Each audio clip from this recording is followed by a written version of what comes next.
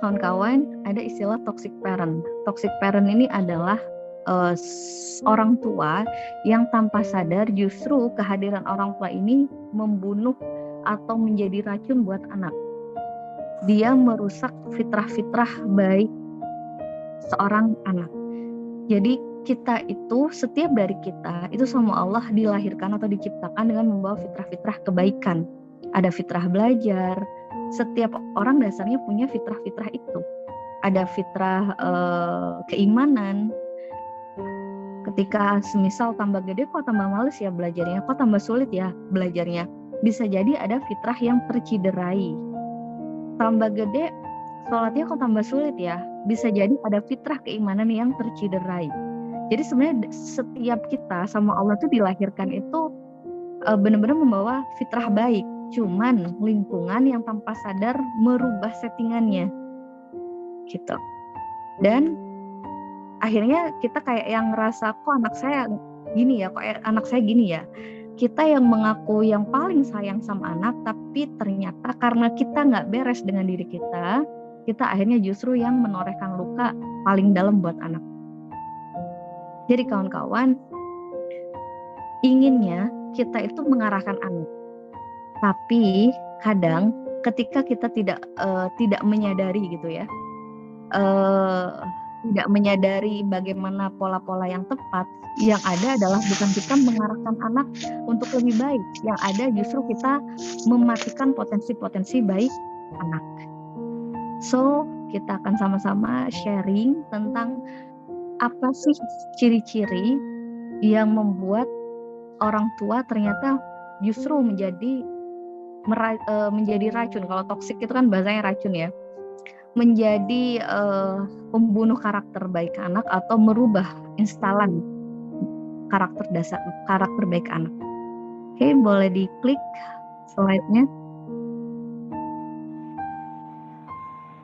Oke. Tuh kawan-kawan, kita langsung aja ya. Toxic parent. Menurut Anda nih semuanya, silakan boleh komen di kolom chat. Saya yakin semuanya sayang ya, sayang banget sama anak-anaknya. Bahkan gak jarang orang itu bertahan di dalam pernikahan yang tidak sehat demi siapa? Demi anak. Apalagi seorang ibu rela ngelakuin apapun untuk anak. Banyak orang yang tahu pernikahannya itu udah gak sehat banget gitu, tapi memilih tetap untuk stay, untuk tetap bertahan dengan alasan saya lakukan ini buat anak. Pertanyaannya, kira-kira menurut Anda, kita renungkan diri sendiri dulu. Kira-kira kalau menurut Anda kira-kira sudah menjadi orang tua yang dicintai belum sama anak? Kira-kira kita sudah menjadi orang tua yang benar-benar bisa mengarahkan atau mendidik anak dengan tepat atau belum menurut Anda? Boleh komen di kolom chat, kawan-kawan. Belum. Masih berusaha. Yang jelas tidak ada orang tua sempurna ya. Tidak ada orang tua yang sempurna. Jadi hindari berpikir bahwa kita ingin menjadi orang tua yang sempurna. Karena selama namanya manusia, selama kita masih manusia, maka tidak ada kesempurnaan. Oke. Belum. Masih terus berupaya. Termasuk salah satunya malam hari ini kita belajar bareng di sini adalah salah satu bentuk upaya untuk kita untuk kita berlatih menjadi orang tua yang lebih baik. Karena kalau ada istilah anak durhaka, itu ada juga orang tua durhaka. Kalau kita bilang anak saya kok seperti ini ya, kok membangkang dan lain sebagainya, jangan-jangan kita punya luka pengasuhan yang tanpa sadar kita kasih luka pengasuhan itu kepada anak kita. Yang tanpa sadar kita torehkan luka pengasuhan itu kepada anak kita juga. Gitu kawan-kawan. Dan Masya Allah, benar-benar kalau ngebahas soal anak ini, luka terdalam anak itu adalah dari orang tuanya. Seringkali kita berpikir orang tua udah mengupayakan yang terbaik, tapi ternyata justru kadang hal-hal yang kita bilang kita lakukan yang terbaik untuk mereka, justru ternyata kadang menjadi salah satu sumber lukanya anak. Apa yang bikin seperti itu? Karena ternyata banyak dari kita orang tua nih yang belum tuntas sama diri kita sendiri. Salah satunya, seberapa sering sih kalau kita ngomel ya? Contoh kalau kita ngomel. Karena kalau perempuan Masya Allah ya, punya kapasitas ngobrol, punya kapasitas mengeluarkan kata setiap hari 20.000 kata. Coba, kalau kita nasehatin anak, kira-kira itu to the point, kita nasehatin pada titik di mana anak yang salah, atau kita ngomongnya itu melebar kemana-mana? Kalau menurut Anda bagaimana?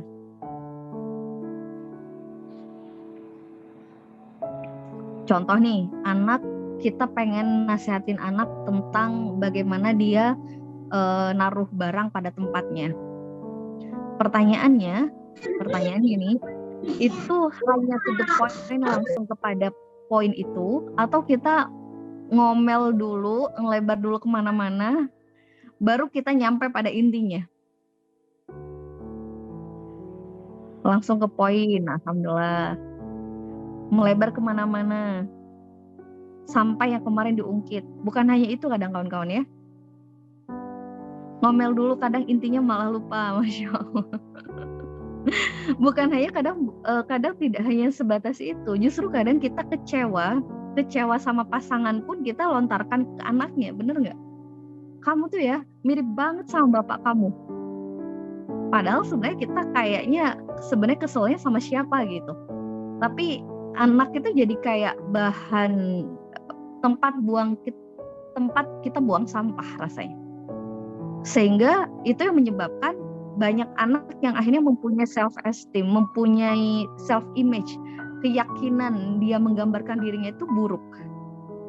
Dia merasa selalu bersalah, dia merasa nggak ada benernya jadi orang, dia ngerasa kayak nggak berharga di mata orang tuanya, dan itu banyak banget yang terjadi kepada anak-anak. Gitu. Itu kawan-kawan. So, kita malam hari ini akan sama-sama mengurai kira-kira apa aja sih kriteria atau apa aja sih sikap-sikap yang bisa menjadi toksik buat anak. Yang pertama adalah sumbu pendek. Sumbu pendek itu maksudnya apa, Bun? Sumbu pendek itu adalah kita gampang tersulut. Emosi marah kita itu gampang naik. Kalau bahasanya nih, bahasa kasarnya ya, senggol bacok. Ada hal dikit aja udah langsung kayak reaktif. Reaktif itu adalah kita gampang bereaksi terhadap sesuatu yang terjadi di sekitar kita. Anak lari-lari kita gampang teriak gitu. Sumbu pendek. Ada hal kecil kita gampang panas. Bahkan sumbu pendek itu kita reaktif itu tidak hanya kepada sesuatu yang terjadi di sekitar kita. Kadang justru malah kita sumbu pendek reaksi gitu ya, reaktif itu kepada sesuatu yang menjadi cerita orang lain. Salah satu contoh, kalau Anda buka sosmed gitu ya, tiba-tiba ada berita artis ini artis itu yang lagi viral, lagi punya kasus rumah tangga dan lain sebagainya, orang yang sumbu pendek dia akan mudah terseret emosi sebab kasus orang lain, sebab cerita hidup orang lain. Jadi reaktif, gampang ngegas bahasanya. Gampang ngegas, dikit-dikit rasanya naik suaranya tuh langsung sekian oktav gitu. Semoga di room ini nggak ada ya.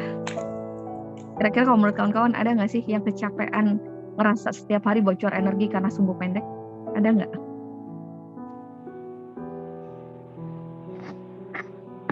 Insya Allah nggak ada ya. Setiap hari kayak ada, jarang ada. Oke. Ya, pertanyaannya saat kita reaktif, saat kita mudah tersulut emosi kita lelah nggak sih kawan-kawan? Kita justru tenang atau kita justru ngerasain lelah kalau menurut Anda? Lelah. Pertanyaannya kalau kita lelah, kenapa kita sering melakukan itu? Habis gimana Bun? Kalau nggak ngomel, anak nggak berubah. Apa iya begitu? Apa iya kita kudu ngomel dulu, kudu marah-marah dulu untuk ngingetin anak? Sehingga ketika anak benar-benar salah, maka ketika kita ngingetin dengan cara ngomel itu udah nggak mempan, karena dia sudah imunitasnya tuh udah kebal. Bahasanya dia udah kebal dengan omelan. Sehingga ketika benar-benar salah, maka kita marah sekalipun itu udah nggak ngefek. Kenapa? Karena hal-hal kecil pun dia juga udah sering dimarahin. Nah, sumbu pendek ini adalah adalah kode yang Allah kasih di dalam diri kita bahwa kita sedang tidak baik-baik saja. Dalam artian kita sedang lelah. Baik itu lelah fisik ataupun lelah batin. Jadi kalau Anda merasa di sekitar Anda itu kok kayaknya tampaknya nyebelin gitu ya, itu adalah kode bahwa lelah Anda lagi lelah gitu, lelah batin ataupun lelah fisik. Jadi kalau lelah fisik ya Anda berarti butuh istirahat. Kalau lelah batin, apa yang Anda butuhkan? Kalau Anda butuh nangis, silakan nangis. Kalau Anda butuh membuang sampah batinnya, silakan buang asal di tempat yang benar. Gimana cara membuang sampah di tempat yang benar? Insya Allah nanti akan dibahas di kelas spiritual motherhood. Ya, jadi di kelas spiritual motherhood itu adalah salah satunya adalah kita belajar membuang sampah ke tempat yang benar. Kita belajar meregulasi sampah kita, meregulasi emosi kita dengan baik. Gitu. Kenapa? Agar tidak terus-menerus kita terjerat di kondisi di mana kita ngerasa bersalah karena melakukan kekerasan ya, baik verbal ataupun fisik sama anak, kemudian besoknya kita ngulang lagi terus saja kayak gitu. Kita ada di fase kayak mata rantainya itu nggak berakhir. Saya cerewet sama anak, tapi kayaknya makin dicerewetin anak makin dengerin. Yes, karena dia ini kebal. Akhirnya untuk sesuatu yang benar-benar kita mesti cerewetin, akhirnya dia udah nggak nanggepin itu, karena dia akan berpikir ya orang tua saya udah kayak gitu. Makanya kawan-kawan, ketika kita sering mudah reaktif, gitu ya, mudah marah, ngingetinnya itu dengan cara kurang baik gitu ya buat anak, maka ketika ada satu kesalahan yang memang benar-benar dia butuh diingetin, dia akan kebal, dia akan ngerasa itu adalah hal yang biasa. Sama kayak orang minum obat. Orang yang terbiasa minum obat, maka dosisnya akan terus minta naik, benar nggak? Jadi awalnya mungkin dosisnya separuh. Begitu rutin separuh, maka dia akan naik lagi satu. Rutin satu, dia akan naik lagi. Kenapa? Yang satu udah nggak mempan buat tubuhnya. Dia akan kebal. Begitupun saat kita memperlakukan anak dengan kondisi kita sumbu pendek. Anak akan kebal. Ketika diingetin dengan nada-nada yang ini, misal kita padahal benar-benar serius dia sedang salah, maka dia udah nggak terlalu ngerespon, dia akan menganggap bahwa ya udah biasa aja, emang biasanya saya dimarahin kok. Dia akan punya persepsi seperti itu, dan efeknya jangka panjang. Nanti kita akan bahas ya. Selanjutnya, poin yang kedua adalah, boleh di next, yaitu self-center. Self-center ini adalah kita fokus kepada diri kita. Jadi kalau yang poin yang pertama, toxic itu adalah sumbu pendek. Karena kawan-kawan, sekali lagi ya, ketika kita menasehati anak dengan kondisi kita masih emosi dalam artian marah ya, kita lagi marah, kecewa, atau kesel, maka sebenarnya nasihat kita itu tidak akan sampai kepada anak. Karena yang akan anak terima adalah kondisi batin kita. Jadi yang anak akan dapetin itu adalah, yang akan dia rasain adalah kemarahan kitanya. Nasihatnya tuh menguap gitu aja. Makanya lebih baik kita menasihati saat kondisi kita udah tenang. Itu kunci. Itu kunci kawan-kawan. Karena kalau kita masih kesel, masih jengkel, masih marah, maka semuanya menjadi sia-sia. Karena yang anak rekam itu bukan kata-katanya, bukan nasihatnya, tapi emosi kita yang dia rekam. Oke, selanjutnya self-center. Self-center itu adalah kita fokus terhadap diri kita. Jadi kita menjadikan kita itu seolah-olah kita memberikan makan ego. Intinya itu adalah kita tuh menganggap bahwa kita itu yang paling. Kita ingin berpusat, semuanya itu berpusat pada diri kita. Kita itu merasa yang paling, ini penyakit juga, salah satu mujahadah untuk para perempuan ya, termasuk saya juga. Terus kita latihan bareng-bareng kawan-kawan, saling mendoakan. Perempuan ini mudah banget ngerasa paling menderita, paling berjuang, paling berkorban dalam keluarga, paling terabaikan, dan paling yang lain, paling capek gitu. Dan ketika orang tua yang self-center, maka dia akan menjadikan anak sebagai pelampiasan pusat dirinya, termasuk dia juga menjadikan anak sebagai salah satu untuk menyelesaikan obsesinya.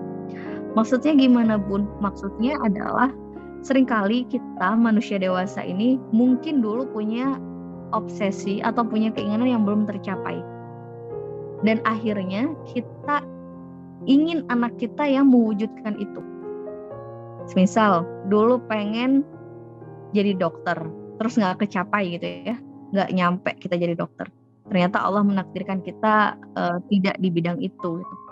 Akhirnya kita memaksakan anak kita untuk menyelesaikan obsesi kita. Dulu mama pengen banget sekolah di sana, tapi nggak bisa karena mungkin nggak ada biaya atau mungkin karena belum waktunya dan lain sebagainya. Lalu kita sekarang mati-matian berusaha anak agar masuk ke sekolah itu seperti yang kita harapkan. Kenapa? Karena dulu kita nggak di situ gitu. Self-center. Jadi orientasinya adalah kepada diri kita. Anak yang salah gitu ya. Kadang kita yang salah tapi anak yang disuruh minta maaf sama kita. Kita berpikir bahwa anak yang mesti berubah. Kenapa? Demi menyenangkan hati kita.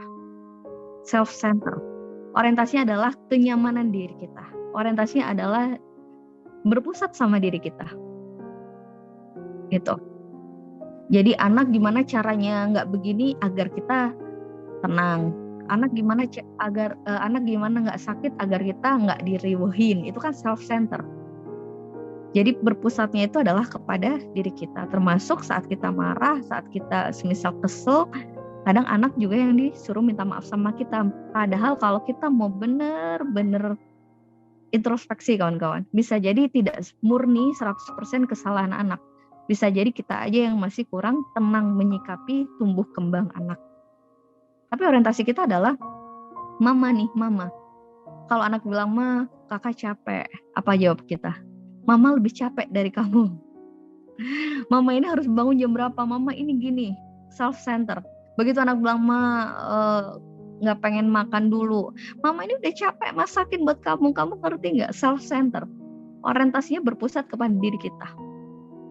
Itu artinya memang masih banyak ego yang belum kita sadarin, atau mungkin kita malah justru ada selfish, ada kondisi-kondisi yang memang masih egosentris juga gitu. Itu kawan-kawan, self-center. Terus poin selanjutnya,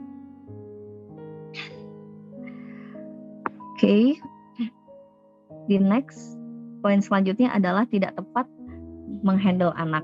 Ya, tidak tepat menghandle anak. Ini poin selanjutnya ketika kita menjadi toxic parent gitu ya. Tidak tepat handle anak itu maksudnya adalah anak butuhnya apa tapi kita berinya apa. Kita tidak tepat memberikan treatment kepada anak.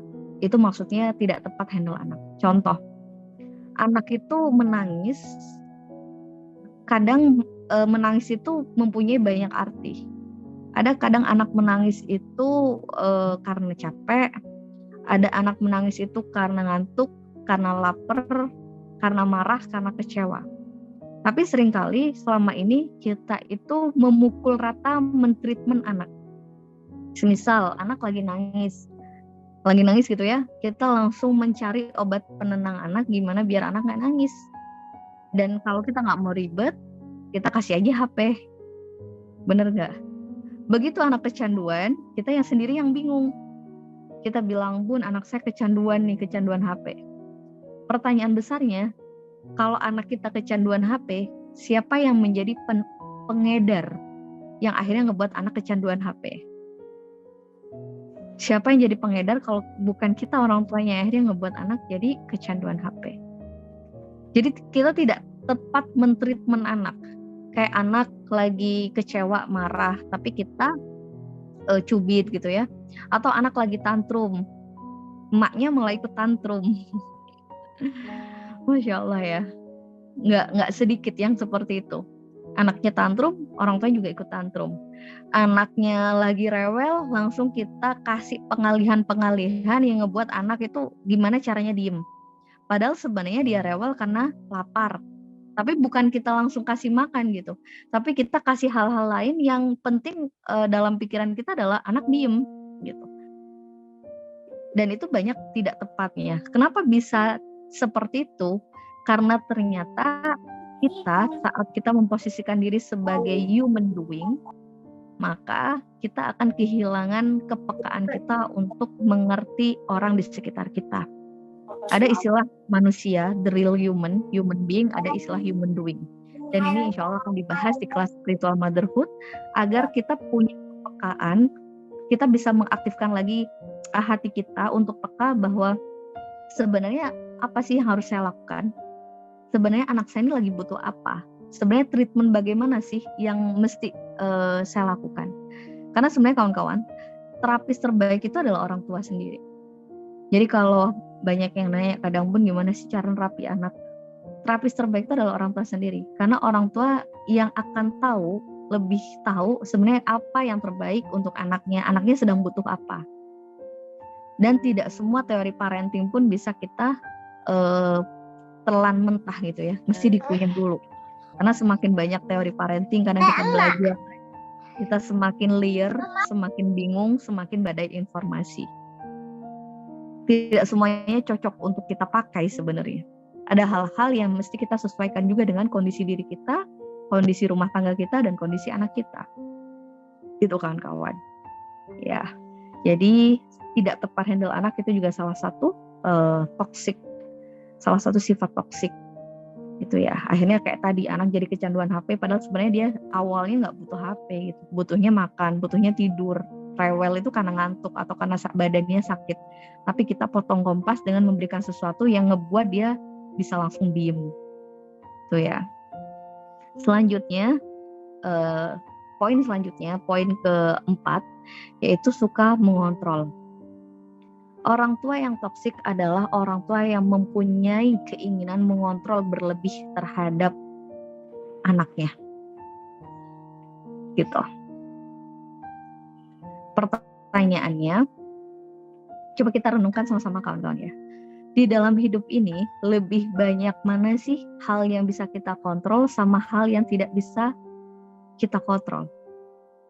Kira-kira lebih banyak mana? Menurut kawan-kawan, lebih banyak mana hal yang bisa kita kontrol di dalam hidup ini dengan hal yang tidak bisa kita kontrol?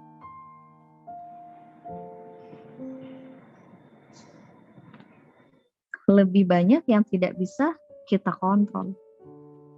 Capek nggak kalau kita ingin mengontrol semuanya di dalam hidup ini? Capek.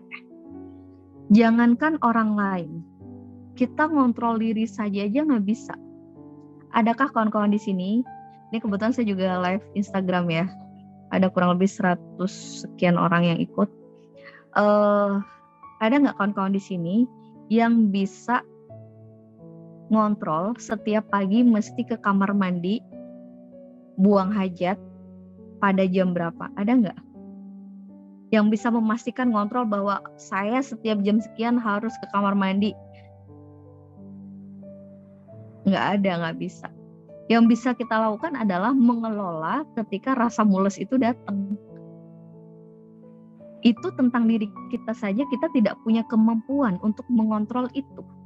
Kita tidak punya kemampuan mengontrol untuk jantung kita berdetak, tidak punya kemampuan untuk kapan waktunya pipis, itu kita nggak punya kemampuan itu. Dan betapa lelahnya kita, justru kita mengontrol semuanya, ingin mengontrol semuanya, ingin dalam kendali kita.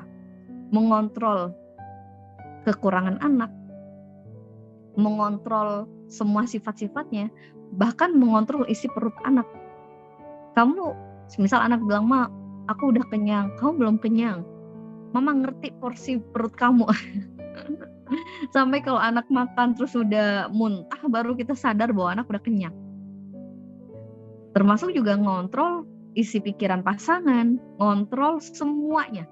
Semakin kita ingin mengontrol banyak hal, semakin kita mengambil makom uluhiyah. Makom uluhiyah itu adalah wewenangnya Allah, wewenangnya Tuhan, maka kita akan semakin dibuat lelah dan kita akan bocor energi luar biasa. Jadi by the way kawan-kawan, kalau kita mau benar-benar jujur sama diri kita, sebenarnya kita lelah itu lebih banyak lelah batinnya kok daripada lelah fisiknya. Lelah batinnya sebab apa? Lelah batinnya adalah sebab keinginan kita mengontrol. Mengontrol, bagian dari mengontrol itu adalah di saat kita tidak terima kondisi-kondisi yang Allah kasih, itu mengontrol juga. Termasuk contoh bilang, "Nah kok makannya kayak gini sih? Kok kayak gini sih?" Bahkan kadang urusan mencet pasta gigi aja bisa kita pengen ngontrol orang lain loh. Kalau nggak kita sadarin, kok cara mencetnya kayak gini sih? Kok cara ininya gini sih? Banyak hal, semakin kita mudah controlling gitu ya, semakin nggak karu-karuan tuh. Jadi ibaratkan kawan-kawan, sama seperti kita punya tanaman nih, kita nanam tanaman gitu. Kalau kita ngontrol, terlalu berlebihan ngontrolnya, kayak dia dahannya tumbuh ke kanan, tapi kita puter ke kiri, maka yang ada tanaman ini akan tumbuh besar atau dia akan mati dengan sendirinya dan cebol. Menurut kawan-kawan yang mana nih?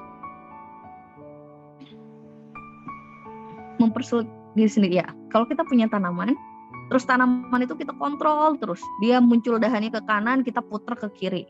Kok ke kanan sih? Tanamannya bakal stres, bener.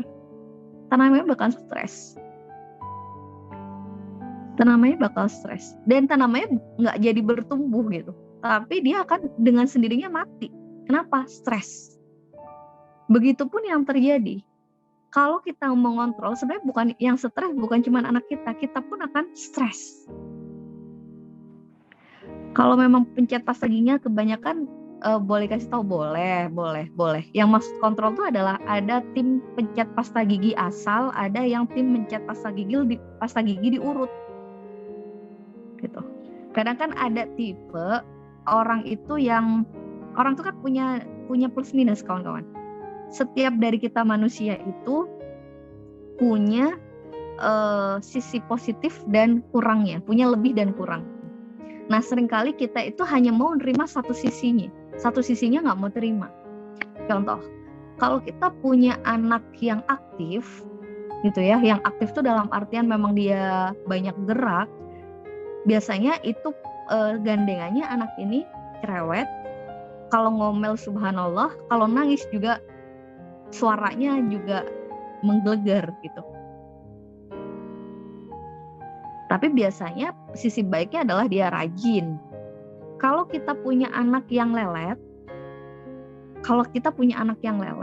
maka bawaannya sisi baiknya adalah anak ini tenang. Anak ini tidak terlalu reaktif. Jadi kalau nangis itu ya tidak terlalu teriak-teriak gitu. Tapi biasanya kekurangannya adalah dia lambat. Apa bedanya mengontrol dan mengarahkan? Beda. Kalau mengarahkan itu kita sadar fitrah-fitrahnya dia dan kita arahkan. Kalau ngontrol kita ingin merubah. Mengarahkan itu kita kasih tahu jalannya itu ke depan nak. Sambil lalu kita berdoa sama Allah. Kita kuatin riyadhah batin kita untuk connect sama Allah bahwa anak ini adalah milik Allah. Tapi kalau ngontrol kita akan memaksakan sesuai kehendak kita. Itu kawan-kawan. Jadi dua hal yang berbeda dan insya Allah ini akan dibahas lebih lanjut di kelas spiritual motherhood. Oke, poin selanjutnya, poin ke-5 yaitu selalu nyalahin anak. Itu kan kawan. Jadi salah satu toxic parent itu juga yaitu selalu menyalahkan anak. Kadang kita orang tua yang kurang tenang tapi anak yang salah. Jadi orientasinya adalah emak maha benar katanya. Ini ada yang komen nih di Instagram, emak maha benar. Jadi seolah-olah anak yang salah, anak yang keliru, anak yang mesti kita atur terus, anak yang seolah-olah nggak tahu apa-apa gitu. Ketika anak ngingetin kita kadang gampang nggak mau terima itu gitu. Contoh nih, sering kan kita dengar ya kadang perempuan selalu benar, jargon-jargon seperti itu. Perempuan selalu benar. Kalau perempuan salah, maka kembali ke pasal 1, perempuan selalu benar. Pasal 2, ketika perempuan salah, kembali ke pasal 1. Begitupun kadang kita memperlakukan seolah-olah anak tuh yang salah gitu. Ketika dia anak itu padahal kalau kita mau sadar kawan-kawan, anak tuh kadang bingung loh sebenarnya. Gitu. Kadang tuh anak bingung loh. Contoh, dia semisal kita punya anak fase-fase eksplorasi ya, masih masa-masa golden age, anak-anak yang memang aktif, yang lagi banyak bergerak gitu, banyak pengen niru, banyak pengen taunya. Itu saat kita punya anak yang fase-fase eksplorasi, kadang kita kesel saat dia niru kita gitu. Dia ngelihat kita beresin lemari, dia niru beresin lemari juga. Tapi yang ada sebenarnya bukan beresin gitu kan, tambah nggak karu-karuan gitu. Terus saat kita nyapu, dia berusaha untuk ikut nyapu. Kadang kita kesel, ini kita bilang udah deh main di sana, main di luar aja. Ketika main di luar, kadang kita marah juga, kok jadi hitam sih sekarang. Ketika dia main di rumah, dia nggak boleh berantakin apa-apa, dia peganglah HP atau nontonlah TV. Ketika dia kecanduan, kita juga marah. Jadi anak pun sebenarnya dalam kondisi bingung karena orang tuanya inkonsisten mendidik dia. Gitu.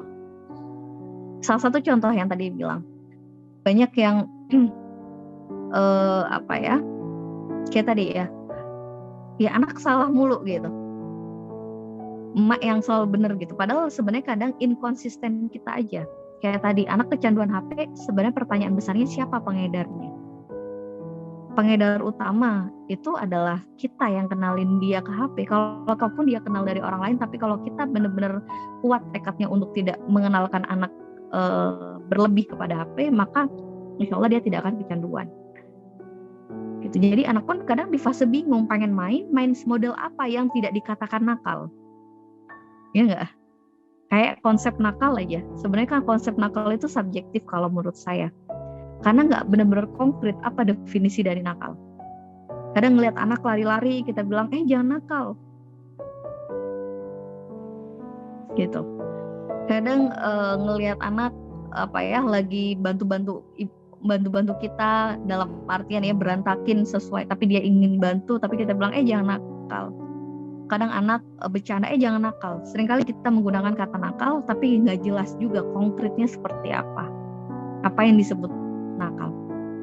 Akhirnya ya anak kesannya anak yang salah terus di mata orang tua, dan ini bahaya juga kawan-kawan ketika kita terus-menerus dengan seperti ini. Terus poin selanjutnya adalah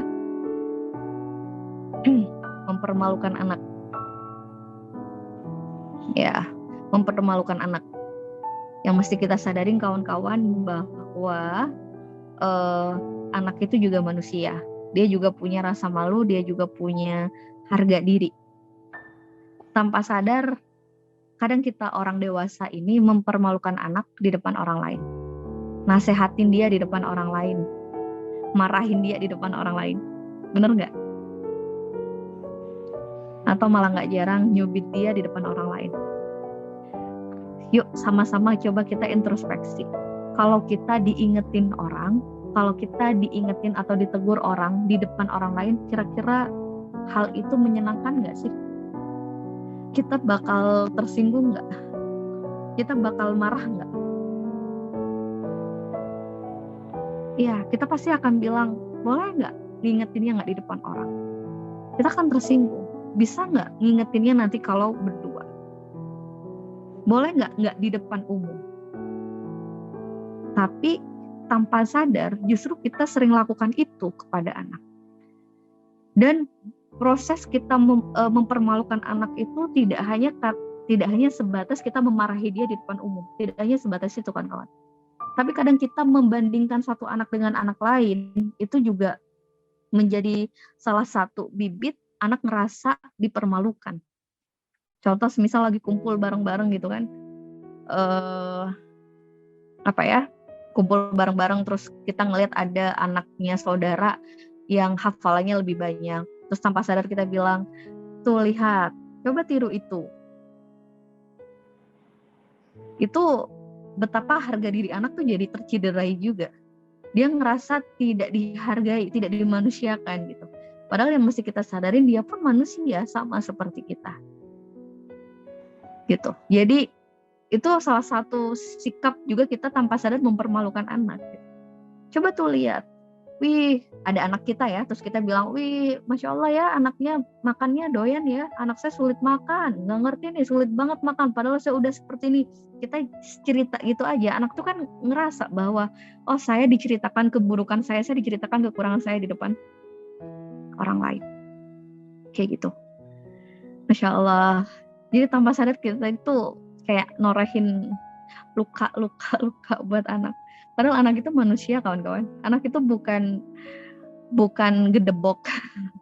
gedebok pisang yang punya jantung tapi nggak punya hati gitu. Dia punya hati juga, dia punya rasa malu juga, dia punya tersinggung juga gitu. Dia pengen juga dirinya pun dianggap istimewa di hadapan orang lain gitu. Nggak kebayang kan kalau kita nih ditegur oleh pasangan misal di depan umum, pasti kan udah kayak bad mood lah gitu.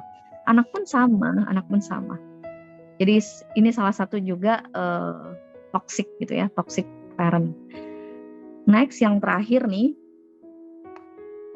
adalah merasa bersaing sama anak gitu. Ini juga salah satu dari kebelum dewasaan kita, kebelum dewasaan seorang orang tua gitu ya, ngerasa bersaing. Jadi nganggap anak itu adalah rival.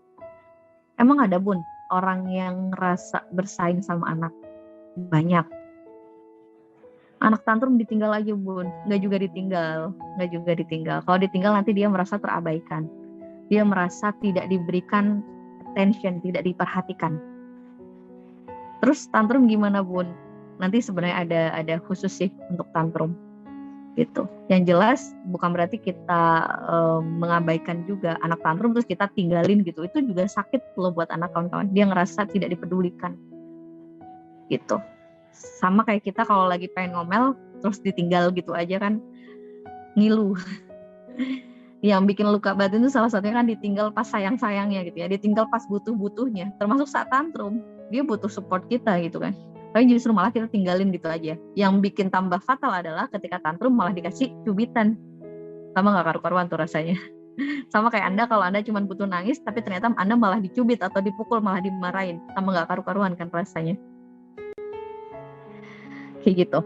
Oke, di poin yang terakhir adalah merasa bersaing sama anak. Ini tipis banget nih. Kita mesti sadar tentang ego kita yang kadang ingin naik gitu. Kadang ego kita yang nggak puas ingin tetap self-center itu pengen semua perhatian tuh berpusatnya sama kita. Salah satu contoh semisal nih kita ngupload tentang anak gitu ya, coba disadarin bahan bakar atau niatnya ngupload untuk anak itu bener-bener sebagai bentuk tahadus bin nikmah, rasa bersyukur kita, atau di situ terselip rasa kita ingin dipuji. Misal anak kita berprestasi, terus kita upload pialanya. Terus habis itu orang bilang, Masya Allah, luar biasa ya putranya gitu. Terus dalam batin kita tuh ngomong, siapa dulu mamanya? Secara nggak langsung kan kita itu kayak nggak mau kalah gitu sama anak. Termasuk misal di sekolah, terus ustadzahnya bilang, Masya Allah bunda, anaknya luar biasa, santun banget dan lain sebagainya. Lalu kita nggak pengen kalah saing, kita bilang, Masya Allah bun, kalau di rumah itu memang kalau nggak saya yang atur jadwalnya bun, itu anak nggak bisa kayak gini. Itu satu. Atau malah kedua, oh iya bun, kalau di rumah kok nggak kayak gitu ya bun? Justru saya yang harus ngingetin terus dan lain sebagainya. Itu tipis banget kawan-kawan. Terus ini juga punya yang mesti kita sadari nih para emak-emak nih, para perempuan nih. Kalau saat pasangan misal memberikan perhatian lebih sama anak, terus akhirnya emaknya jealous, anak mulu. Misalnya telepon gitu yang ditanyain anak terus, ibunya kapan gitu. Itu banyak tuh case-case yang kadang perempuan-perempuan ngerasa kayak bersaing sama anak gitu. Tanpa sadar kita juga ingin meninggikan ego kita. Jadi mesti kita itu punya kesadaran, punya awareness, punya kesadaran untuk sadar sebenarnya kita melakukan sesuatu itu bahan bakarnya apa, niatnya apa sih. Kadang kita ngupload tentang anak atau menceritakan kebaikan anak gitu ya, atau di kondisi sesuatu kita mengapresiasi anak, tapi benar-benar itu apresiasi atau kita sedang ingin dipuji juga di situ karena nggak pengen kalah saing sama anak. Itu juga mesti kita sadarin kawan-kawan. Oke, boleh di next slide. Kira-kira nih dari 7 poin yang ada di yang barusan kita sharingkan, ada nggak sih yang Anda kira-kira ada nggak dari 7 poin itu yang Anda ada Oke. Ada beberapa dan semoga kita akhirnya terus bertumbuh, kita pun terus membereskan diri kita sehingga kita nggak menjadi toksik gitu ya buat anak kita, nggak justru membunuh potensi-potensi baik anak kita. Sepertinya semuanya it's okay Bun, bismillah kita sama-sama berlatih bareng-bareng ya. Dan ada beberapa pola asuh untuk anak, ada beberapa model pola asuh, tapi saya merangkum menjadi 4 yang memang biasa dipakai. Yang pertama adalah pola asuh otoriter. Pola asuh otoriter itu adalah pola asuh di mana orang tua punya kendali penuh atas anak. Orang tua terlalu mengontrol, gitu. Itu pola asuh otoriter. Jadi semuanya tuh berdasarkan keinginan orang tua, berdasarkan anjuran atau perintah orang tua. Bahkan kadang anak mau milih baju pun itu orang tua yang pilihin semuanya. Kalau kita menggunakan pola asuh seperti ini, itu kurang ideal. Efek yang akan ditimbulkan saat anak dewasa adalah dia kehilangan kemampuan untuk mengambil keputusan. Jadi kalau masih kecil enak, semuanya tuh kelihatannya nurut gitu ya. Kayak gini dia ikut, kayak gini dia ikut. Tapi efeknya adalah kawan-kawan, saat dia dewasa nanti dia kesulitan mengambil keputusan. Dan pertanyaannya, mau sampai kapan kita bisa nemenin anak kita sampai gede? Kan enggak. Semakin dia dewasa, semakin dia mesti belajar mengambil keputusan dan siap dengan segala konsekuensi dari keputusan yang diambil. Kayak gitu. Jadi orang-orang yang rata-rata sulit ngambil keputusan itu karena dibesarkan dengan pola otoriter yang orang tua punya kendali penuh atas anak, sehingga dia kayak anak itu kayak takut, mau kayak gini takut salah, mau kayak gini takut salah, kayak gini nggak boleh, kayak gini nggak boleh, sehingga dia pun akhirnya memasrahkan dirinya, memasrahkan idenya itu kepada orang tuanya. Ya udah terserah mama, kamu makan apa terserah mama, mau pakai baju apa terserah mama. Jadi kalau kita punya anak yang modelnya bilang terserah terus, itu hindari berbahagia hati dulu. Karena jangan-jangan itu adalah bentuk ketidakmampuan dia mengambil keputusan. Kalau masih kecil masih enak gitu. Kalau udah tambah gede, bahkan semuanya terserah. Dan ngeri banget, saya ada klien yang ketika mau menikah saja, orang tuanya nanya, kamu punya calon nggak? Terserah mama. Nanti kamu tinggal di mana? Terserah. Semuanya terserah. Dan bukan berarti terserah dia pun lapang. Bisa jadi menyimpan banyak beban di sini. Banyak bentrok, banyak konflik batin di mana keinginan hatinya pengen A tapi dia tidak punya kemampuan untuk menyampaikan dan menyampaikan apa yang diinginkan. Itu pola asuh otoriter. Yang kedua ada pola asuh permisif. Nah, permisif ini kebalikannya otoriter. Jadi kalau pola asuh otoriter itu orang tua menjadi raja, Kalau pola asuh permisif itu anak menjadi raja. Semuanya apa kata anak. Ini ada orang tua yang model kayak gini. Anaknya nggak mau sekolah ya dia ngikutin. Anaknya pulang jam 12 ya dia ngebolehin. Anaknya pengen gini dia bolehin semuanya. Dengan dalih saya ingin membahagiakan anak. Akhirnya membebaskan anak memilih apapun yang sesuai keinginan dia. Gitu. Ini juga bahaya. Bahayanya adalah ketika anak semakin besar, dia akan menjadi raja dan kita tidak akan lagi dihiraukan peringatan atau arahan-arahan dari atau nasihat yang kita sampaikan ke anak. Dan dia akan menjadi benar-benar menjadi orang yang biasanya yang pola asuh permisif tuh orang yang egois banget gitu. Kenapa? Karena dia terbiasa diiyakan terus oleh orang tuanya. Sehingga ketika dia mendapat penolakan tidak oleh orang lain, maka dia akan ngerasa ditolak banget gitu. Itu kawan-kawan. Jadi orang yang permisif juga kurang ideal gitu, karena akhirnya anak menjadi raja.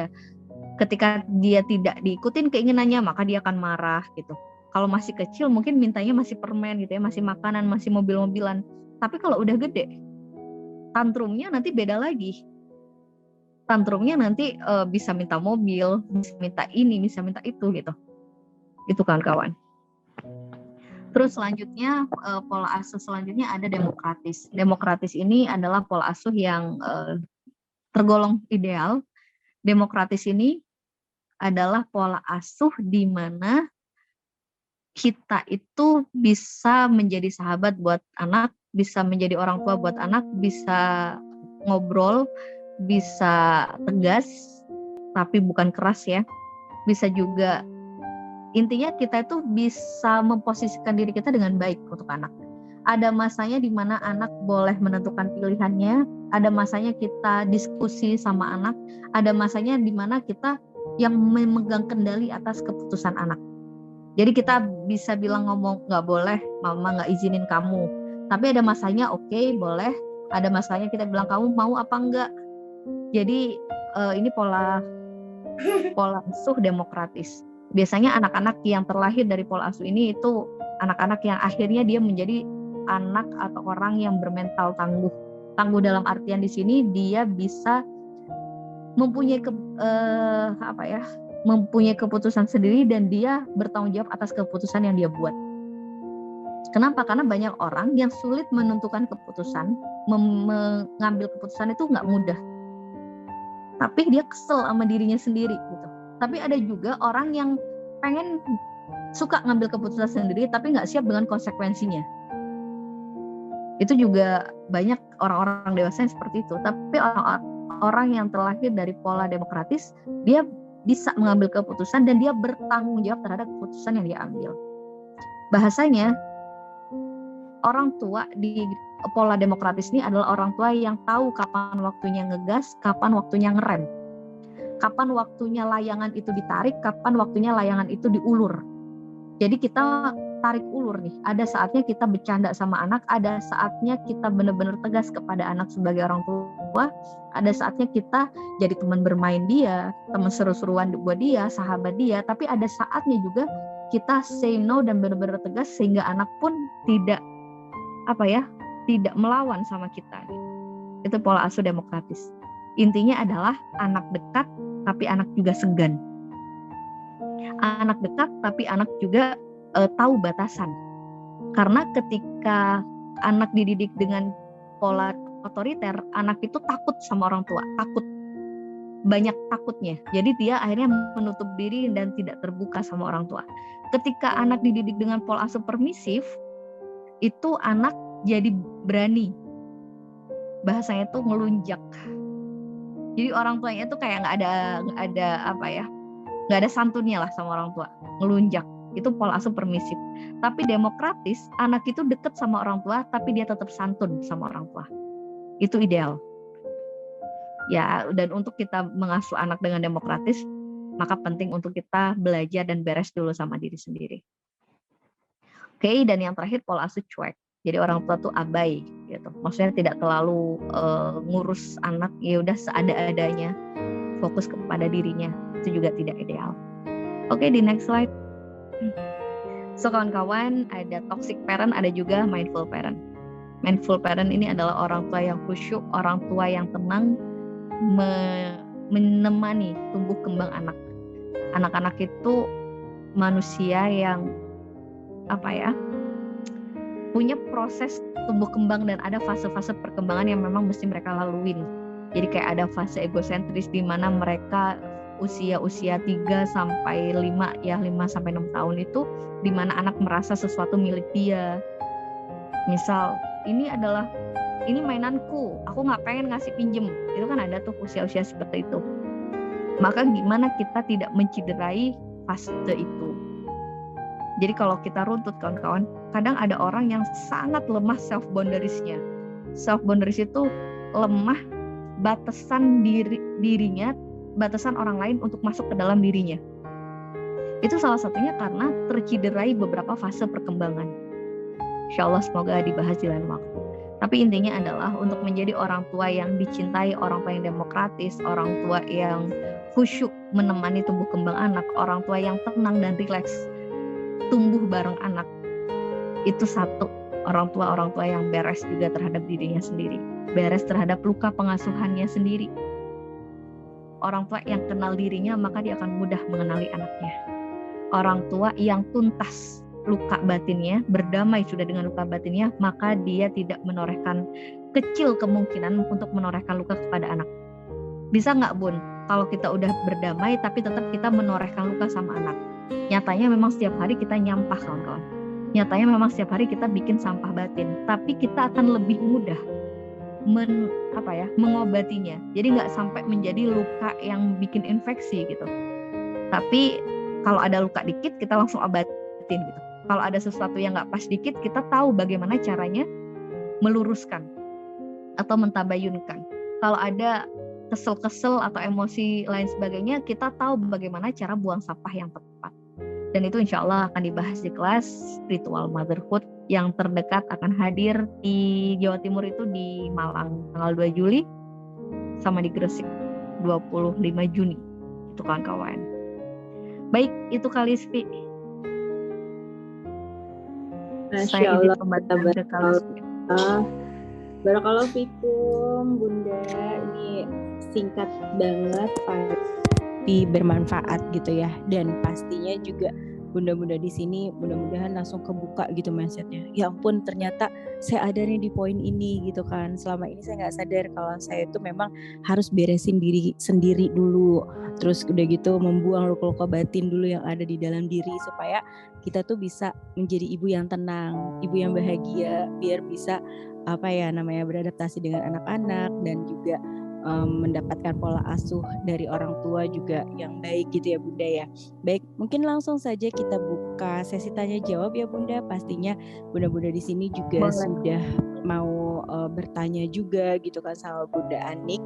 Boleh silakan Bunda yang ingin bertanya, boleh di kolom chat atau misalkan mau bertanya secara langsung di unmute terlebih dahulu, tidak apa-apa. Tapi sepertinya tadi saya baca di kolom chat sudah ada yang bertanya. Langsung saja saya coba cek dulu ya Bunda Anik ya. Bentar. Siap. Oke, nih dari Bunda Istiqomah. Bunda, sebenarnya kalau anak lagi tantrum kita diemin aja baik gak sih? Kalau nangis kencang tidak berhenti-berhenti gitu, kaku gak ya nantinya? Langsung saja Bunda, silakan. Kalau anak tantrum kita diemin aja bagus nggak? Kalau anak tantrum, pertanyaannya kita mesti tahu dulu nih, tantrumnya itu dia kenapa sebabnya. Jadi anak tantrum itu kan karena ada sesuatu yang dia inginkan atau ada sesuatu yang sedang terjadi sama dirinya, tapi dia nggak bisa ngomong. Jadi tantrum itu ada beberapa jenis. Ada yang kadang dia nggak bisa ngomong, akhirnya dia cranky, tantrum, atau ada sesuatu keinginan yang dia pengen terus nggak dibolehin lalu dia marah, tantrum. Jenis yang mana dulu kita harus paham. Yang kedua, saat anak menangis, saat anak nangis itu artinya dia kecewa. Jadi ini nanti step-stepnya itu akan diajarkan di kelas Spiritual Motherhood sih. Saya spill dikit-dikit aja. Intinya adalah kita membantu anak untuk meregulasi emosi kecewanya. Sekali lagi, kalau anak tiba-tiba langsung ditinggal, itu justru bahaya. Dia akan merasa terabaikan. Terus baiknya gimana Bun? Apa ditemenin? Kalau memang kita nyaman, ditemenin boleh. Tapi sambil lalu menemeninnya bukan cuma diem doang juga gitu. Ada beberapa hal-hal yang mesti kita lakukan. Salah satunya membantu dia memvalidasi. Dia sedang ngerasain apa. Misal dia nangis, kita bilang, kakak, yang penting satu ya, kuncinya, kita tenang. Bukan kita lagi emosi juga. Kalau kita lagi panas juga, ada baiknya kita pamit. Nah, kamu masih mau nangis dulu, mama khawatir. Mama kalau di sini nanti mama khawatir marah, mama tunggu kamu di kamar ya. Nanti kalau kamu udah tenang, mama kesini atau kakak yang ke kamar. Itu jauh lebih baik. Jadi kalau kita mau ninggalin, itu jangan langsung main tinggal begitu aja. Harus pamit dulu ya, Bu. Iya, pamit, dikasih penjelasan. Jangan karena ditinggal pas sayang itu sakit loh katanya. Oh iya benar. Itu katanya lagu ya Kalisvi. Maksudnya benar, karena ditinggal tanpa ada penjelasan itu justru menimbulkan asumsi-asumsi yang salah. Asumsi-asumsi, persepsi-persepsi yang jatuhnya kadang overthinking gitu. Anak pun punya overthinking gitu. Jadi dia ngerasa kayak, mama saya kok nggak peduli sih, mama saya kok gini sih. Ketika itu terus-menerus ditimbun, itu yang akhirnya menjadi bom waktu suatu saat nanti gitu. Jadi cara-caranya insya Allah yang penting kita beres dulu. Saat kita tenang, kita tahu kok apa yang mesti kita lakukan. Gimana cara tenangnya? Sama-sama buang sampahnya di kelas Spiritual Motherhood. Sebuah kelas healing yang memang didesain untuk para perempuan buang sampah. Iya, benar banget Bunda, dan saya juga sudah merasakan manfaatnya karena sudah ikut kelas Spiritual Motherhood-nya. Pokoknya Bunda-bunda wajib ikut gitu ya di kota-kota di mana Bunda tinggal gitu. Dan saya langsung baca pertanyaan berikutnya Bunda Anik, mohon izin. Dari Bunda Dinar Halimah, parenting yang baik itu kira-kira yang bagaimana ya Bunda Anik? Silakan langsung dijawab. Parenting yang baik itu subjektif ya Bun ya, yang cocok buat Anda dan keluarga. Jadi kalau ada ilmu-ilmu parenting itu tidak sebaiknya kita langsung telan, kita kunyah dulu. Karena nggak mesti bahasanya gini, nggak semua ukuran baju itu cocok untuk semuanya. Ya. Gitu. Jadi kadang kita perhatikan dulu kebutuhannya, dan itu kita akan bisa tahu bagaimana treatment yang tepat untuk anak-anak kita. Masing-masing anak aja nggak sama kok. Ada satu anak yang kalau dikerasin justru patah, ada satu anak yang memang butuh ditegesin gitu kan. Ada satu anak yang kalau kita kita terlalu banyak pujian dia justru malah nggak bertumbuh. Kalau ditantang nggak bertumbuh. Ada satu anak yang justru ketika ditantang bertumbuh. Nah, kepekaan dalam mengerti anak inilah yang kita akan tumbuhkan biar hatinya tuh aktif sehingga kita paham, oh anak yang ini butuhnya ini kok, anak yang ini butuhnya ini. Itu insya Allah di kelas Spiritual Motherhood. Jadi sekali lagi kawan-kawan, banyak banget ilmu, tapi hindari badai informasi. Dipilah dan pilih, gitu sih. Betul banget ya Bunda ya. Mesti disaring dulu juga gitu ya Bunda. Jangan langsung telan begitu aja. Jadi Bunda-bunda memang benar-benar harus memperhatikan itu semua ya demi kebaikan bersama. Oke, untuk pertanyaan selanjutnya nih Bunda. Dari Bunda Via Rosita dari Malang. Di bagian pola asuh manakah yang salah ketika anak dikasih tahu tapi sering menjawab? Bagian pola asuh manakah yang salah ketika anak dikasih tahu tapi sering menjawab? Pertanyaan saya, bagaimana kondisi batin Anda saat ngasih tahu? Apakah Anda sedang marah, kesel? Yang pertama. Yang kedua, manusia itu alamiahnya punya otak yang dia ketika terkena sesuatu yang mengancam menurut dirinya, maka dia ada dua pilihan, fight atau flight, serang atau pergi. Jadi ketika anak menjawab, bisa jadi itu adalah bentuk pertahanan dirinya. Jadi dia nggak ingin disalahkan. Pertanyaannya, nasihat kita apakah menyerang atau enggak, kan gitu. Jadi nggak bisa mesti lihatnya utuh sih kalau saya nggak bisa memberikan solusi atau menyimpulkan sesuatu kalau nggak utuh buat saya. Jadi pertanyaannya, kita nyampeinnya kondisinya kesel atau enggak. Yang kedua, pemilihan kita bagaimana. Yang ketiga, niat kita sebenarnya menyerang atau ngarahin, itu berbeda. Kalau niat kita nyalahin sama ngarahin, itu output yang keluar dari lisan kita tuh nggak sama, kawan-kawan. Kadang kata-katanya bisa sama, bisa bilang, adek jangan gini ya. Tapi kalau emosi kita itu kesel dan nyalahin dia, itu penerimaannya nggak sama dengan saat kita tenang karena ingin ngarahin dia. Betul. Gitu sih. Jadi balik lagi ke bundanya gitu ya, pada orang tuanya saat itu. Benar hatinya sekali. lagi tenang atau enggak gitu kan. Benar. Oke, baik Bunda, terima kasih. Untuk selanjutnya di Bunda pertanyaannya, pola asuh saya seperti apa ya? Semakin dewasa semakin diperhatikan sama suami, dan kebalikannya. Suami semakin lama lebih merhatiin ke anak-anak. Saya sudah berusaha secara perlahan selalu berusaha baik, sopan ke anak-anak. Seperti apa tuh Bunda? Maksudnya gimana? Mungkin dia ngerasa semakin dewasa itu semakin suaminya memperhatiin anaknya gitu. Mungkin si istrinya ini dicuekin kayak gitu loh. Tinggal komunikasikan aja Bun sama pasangan, karena memang benar. Insya Allah suatu hari nanti saya akan bikin Zoom tentang perbedaan otak laki-laki sama perempuan. Ya emang nggak sama gitu. Dan laki-laki itu cenderung ketika ada anak itu akan lebih merasakan hangat itu ketika ke anak. Sedangkan perempuan itu ke pasangan, ke suami.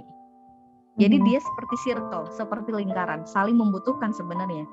Jadi istri itu akan mendapatkan energi besar dari suami, suami itu akan mendapatkan energi dari anak itu akan mendapatkan energi dari ibu. Nah, jadi circle-nya memang seperti itu ya Bunda ya. Gitu.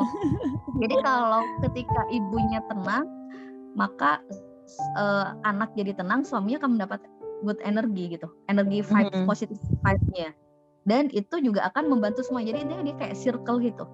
Saya udah survei ya ke banyak laki-laki yang memang ternyata begitu. Memeluk anak itu lebih hangat buat para laki-laki gitu ya bahasanya, daripada pasangan. Iya. Tetapi, karena mungkin kenapa kali sih? Karena saudara juga gitu ya Bun ya. Jadi bondingnya jauh lebih kuat gitu kan.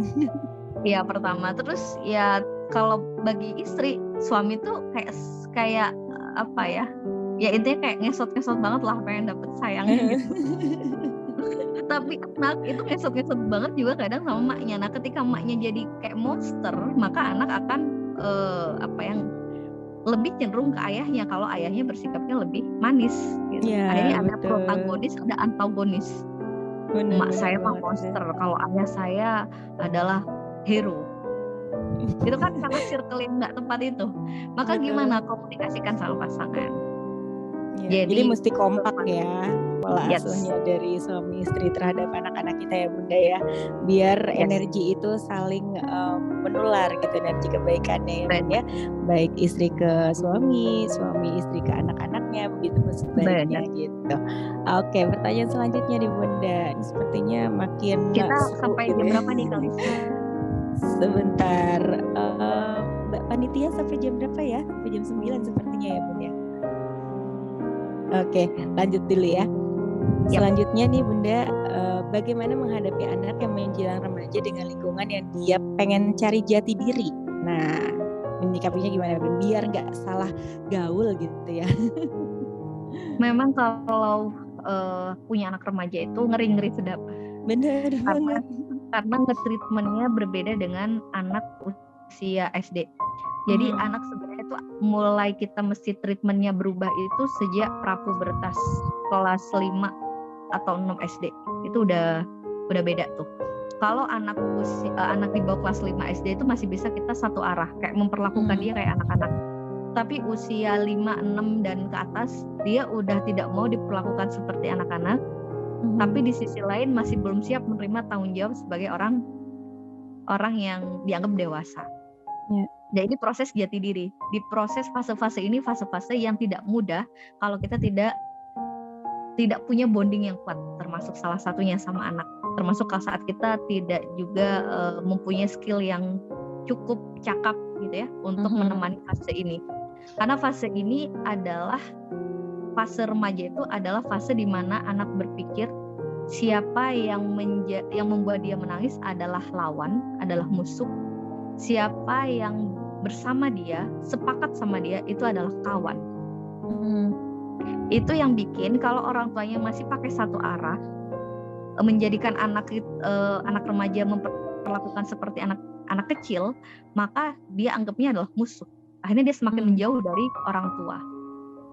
Jadi gimana treatmentnya adalah kita memperlakukan dia seperti sahabat, banyak ngobrol, banyak curhat, kita masuk ke dunia mereka. Bahkan kalau perlu kita kayak ya seru-seru gitu sama dia, ngikutin dunianya. Dia suka apa nih? Oh, dia lagi masuk kayak fase pubertas gitu ya, fase udah mulai senang lawan jenis. Bukan kita mengancam dengan bilang awas kalau kamu suka sama orang ya, nanti mama iniin gitu, bukan. Tapi justru kita pancing, kayak ngomong, kakak kagum ya sama itu ya, kak cantik tuh kak. Nah dari situ kan akhirnya dia kayak, oh orang tua saya ternyata seru loh. Akhirnya dia akan akan mencari jati dirinya dengan terus melibatkan kita. Iya betul. Jadi nggak sembunyi-sembunyi ya Bun ya? Nggak sembunyi-sembunyi. Malah jadi nanti dia cerita lebih terbuka gitu. Betul. Dan kita mesti punya kemampuan untuk bersikap tenang di saat dia cerita apapun. Kadang tiba-tiba cerita ya, tadi kakak habis ngerokok semisal. Itu kan kadang kita kaget gitu kan. Gitu kan. Nah itu mesti walis dulu. Ya gimana? Jadi memberikan respon-respon yang tepat sehingga dia nyaman untuk melanjutkan ceritanya.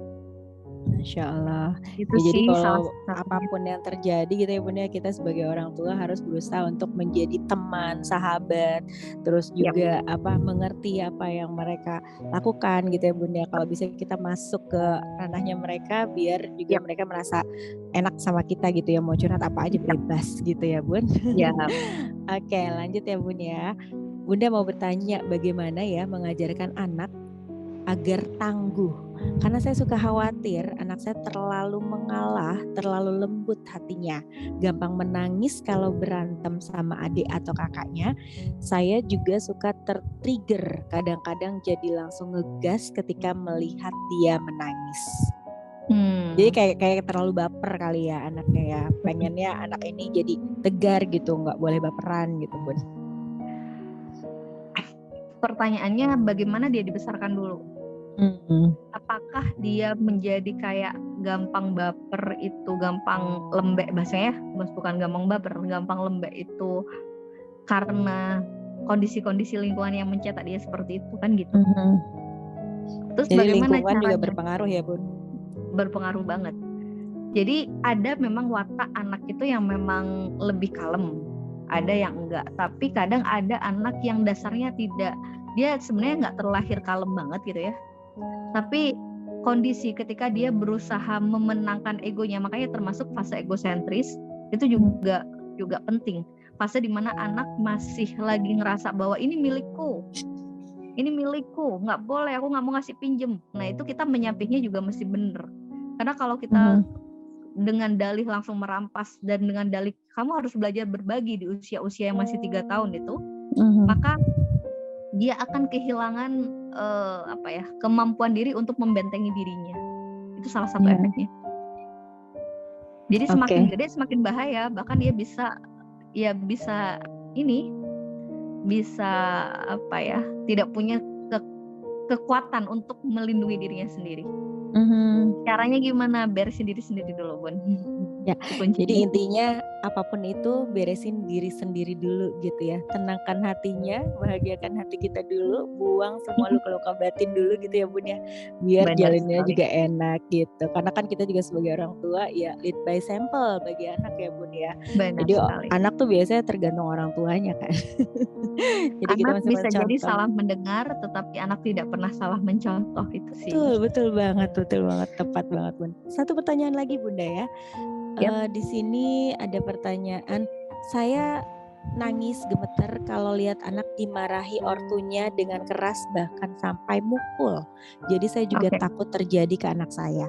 Kalau saya marah sama anak, saya biarin dulu. Ntar saya dudukan, saya akan ajak bicara, tapi ya masih apa tuh? Dredeg. Oh, dredeg tuh gemeter kali ya. Mm-mm. Oh, ini Oke. hanya memberikan tanggapan aja sih. Sebentar, Iya. pertanyaan lanjutan. Izin bertanya Bun, misalkan ketika kita menerapkan pola asuh kepada anak, lalu ada orang tua kita yang ikut serta dalam cara pengasuhan anak itu, cara mengatasinya bagaimana ya? Karena kadang mereka menuntut seperti pola asuh mereka terhadap kita dulu. Oke. Sekali lagi kawan-kawan, keputusan itu ada di tangan kita. Cuman yang bikin kita jadi kayak hektik gitu ya. Jadi kayak banyak pikiran, jadi kayak kesel sendiri karena kita berpikir bahwa masukan-masukan itu mesti kita jalankan, mesti kita iyakan. Kalau kita responnya santai aja, misal orang tua kita bilang harusnya gini kamu ngedidik, kita senyum aja.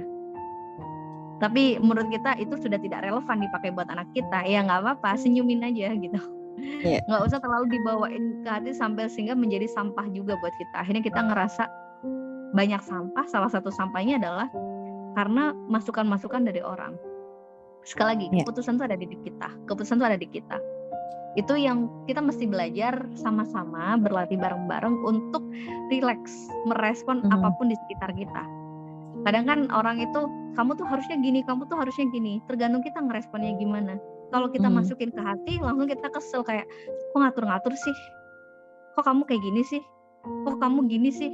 Aku terus harus gimana gitu. Tapi kalau kita responnya tenang karena kita udah tahu apa visi misi kita tahu apa yang kita sedang lakukan dan kita juga paham konsekuensi dari apa yang kita lakukan, maka kita akan rileks.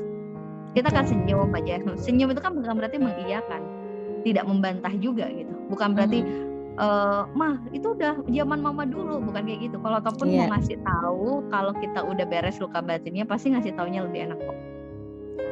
Gitu. Betul. Oke, baik, terima kasih Bunda Anik, dan sepertinya itu pertanyaan terakhir. Terima kasih banyak Bunda Anik sudah sharing ya banyak banget gitu ya malam hari ini, dan pastinya bermanfaat bunda-bunda semua. Dan kita akan kasih bocoran gitu ya. Dari tadi kan Bunda Anik bilang kalau misalkan kita mau mendidik anak dengan pola asuh yang baik, maka benerin dulu hati kita gitu ya.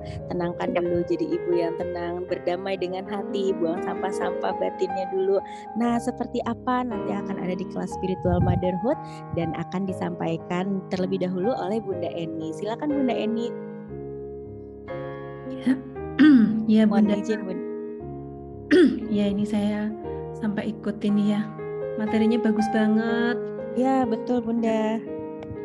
Lebih bagus lagi kalau kita ketemuan offline kayaknya ya. Bismillah. Betul. Kita bisa ketemuan offline di kelas gitu ya. Bunda Sufi kayaknya sudah hadir di sini, Bunda Sufi. Bunda Sufi sudah hadir ya.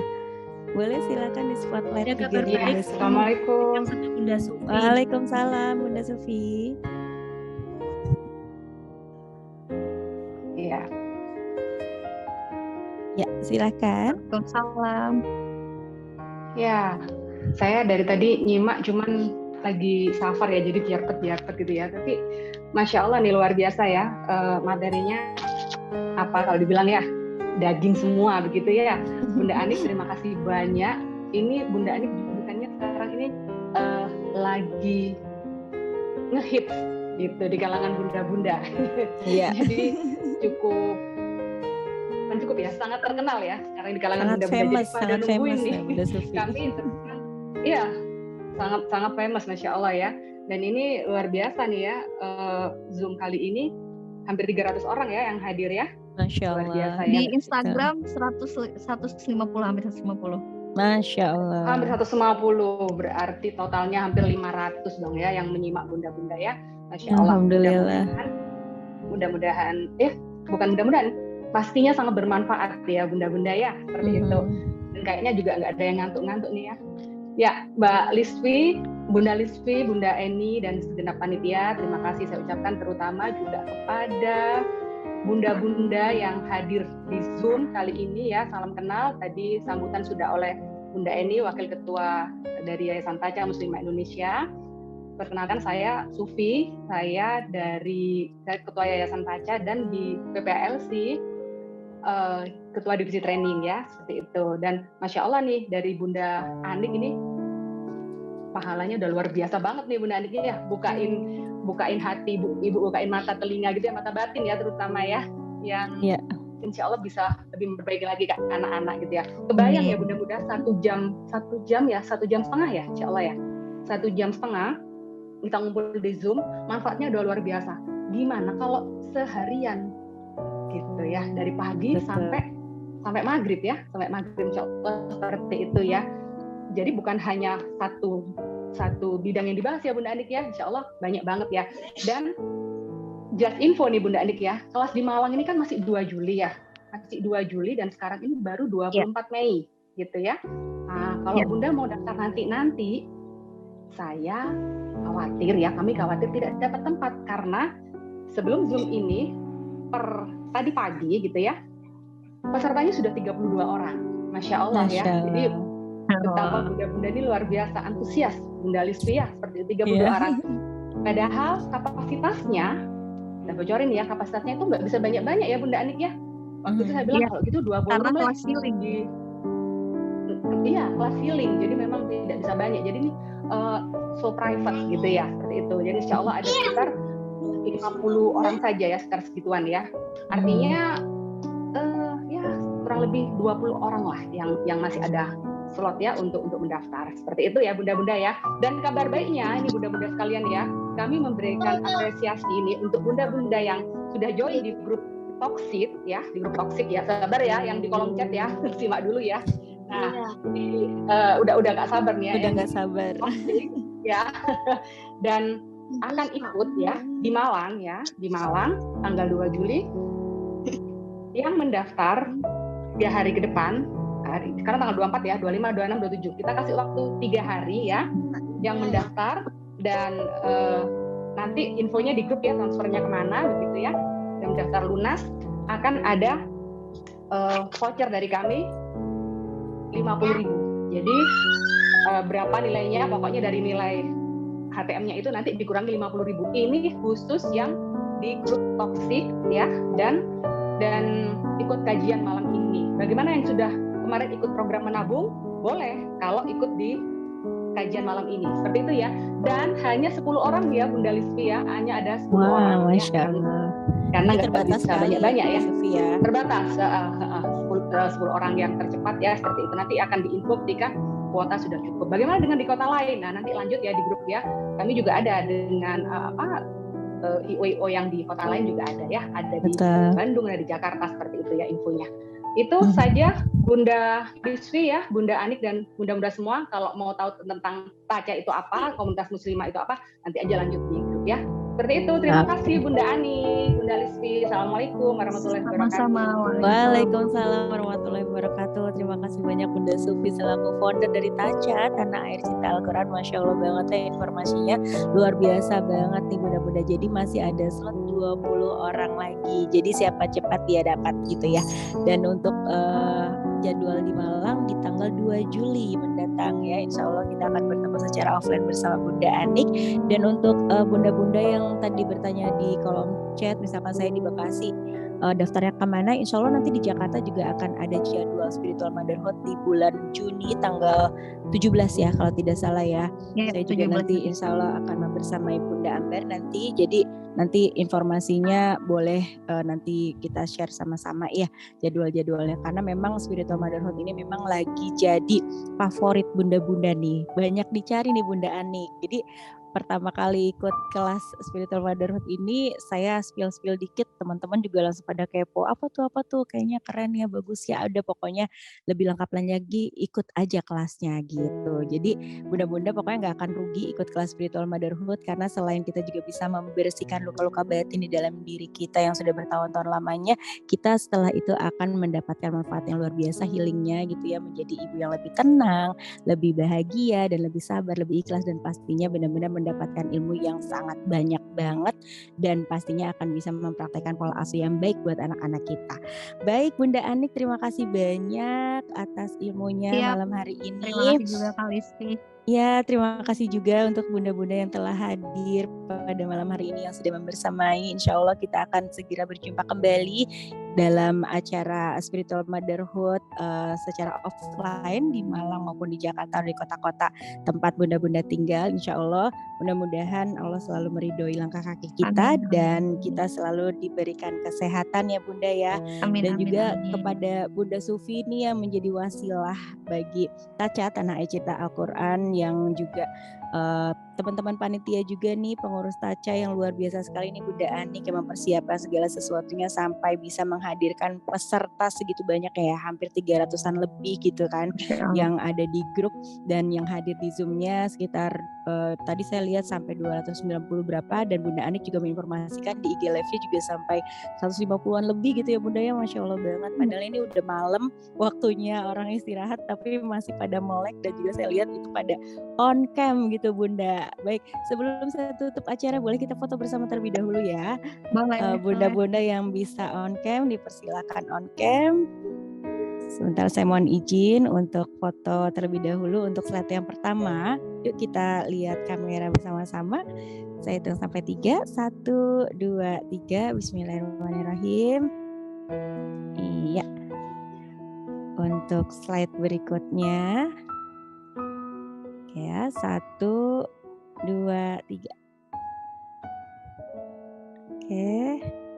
Untuk slide selanjutnya, banyak nih Bun slide-nya. Karena yang tersisa masih 219 orang. 1, 2, 3. Pokoknya senyum terus saya di depan kamera, siapa tahu dapat di slide berikutnya gitu ya. 1, 2, 3. Oke, slide selanjutnya. Sabar ya Bunda ya.